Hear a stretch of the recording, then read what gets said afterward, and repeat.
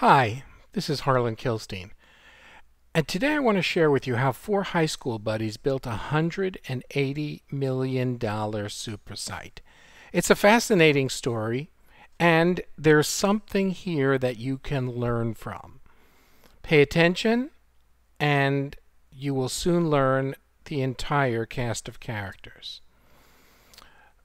These four boys went to Menlo High School in California, and they remained friends. And one thing that they knew was that they were interested in sports. So they decided to build a website about sports. Their names: David Finocchio, Alexander Freund, Brian Goldberg, and David Nemitz. And they got together and said, well, everybody likes sports. So they decided to build a sports website.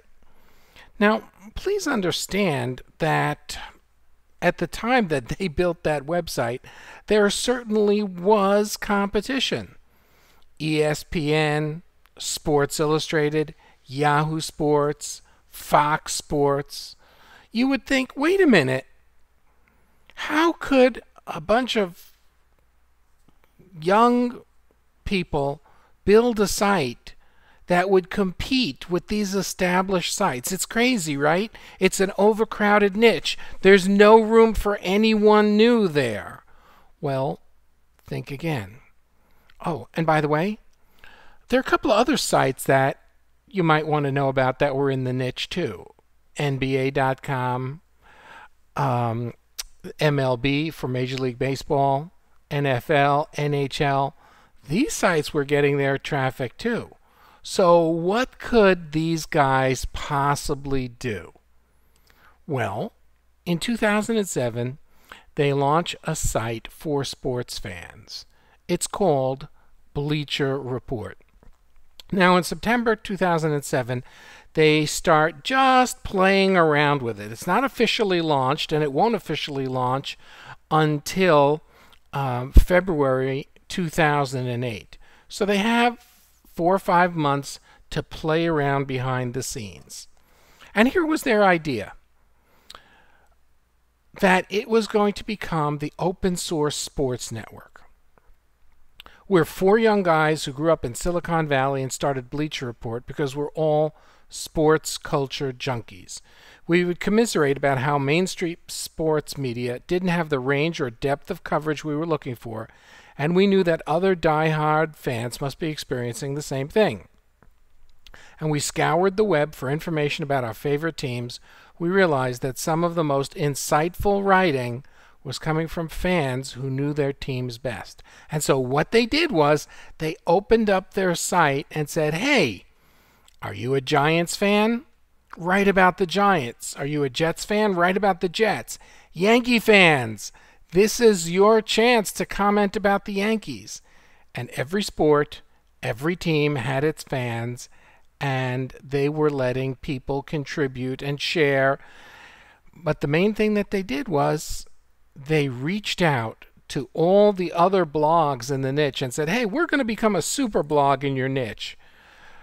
Post to our blog, and we will expand your reach. More people will know about us because we're using social media, and you're kind of just posting and winking in the dark. And other blogs took them up on their offer. So they had lots and lots of content. They built the site, and fans contributed the content. So the site exploded. It was sports fans reading sports fans. It went viral almost immediately. They had 400,000 visits a month to the site before they officially launched. That's incredible. And of course, some people didn't like the Bleacher Report. Who do you think those people were? Well, officially, those were the people who had those sites that used to be #1. But there were people criticizing the Bleacher Report, saying, well, those aren't real writers. They're not up to the standard of writing. You're just letting anybody write. How do you know these people are real fans? And on and on and on, people grumbled about Bleacher Report. However, some people weren't grumbling. Within months, venture capitalists wanted a part of Bleacher Report, and they put up some pretty hefty money to Bleacher Report. We're not sure how much, but they had some pretty early interest in Bleacher Report. Well, within a year, as Bleacher Report continued to grow, more investors came forward and gave them $3.5 million to help them grow. Of course, they are no longer doing this out of a love of sports. They're doing this because they're starting to make serious money. And this is what the investors said the first year. Sports is a big opportunity, and no one has gotten it right yet. Okay? Not ESPN, not Sports Illustrated, not Fox News, not Yahoo Sports, nobody but these guys. People are clearly as passionate and opinionated as they are in politics, and they are less inhibited to express their opinions. Bleacher Report has done a far better job of embracing the capabilities of the online medium than the big sports name brands have. And so they happily forked over the money. And that's when the attacks doubled. You guys don't know what you're doing. The writing is substandard. On and on and on. Everybody hated Bleacher Report, except, of course, the fans. It kept growing and growing and growing. Fast forward, August 2012. Time Warner purchased the Bleacher Report for approximately $180 million. 3 of the 4 founders continued to get paid to run the site for Time Warner. In 5 years, from September 2007, when they start their beta, until August 2012, $180 million for building a SuperSite. Do you think that you might have a SuperSite in you?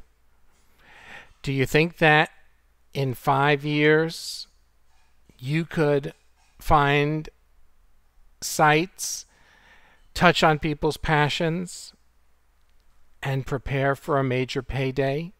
Well, it's possible if you know the formula.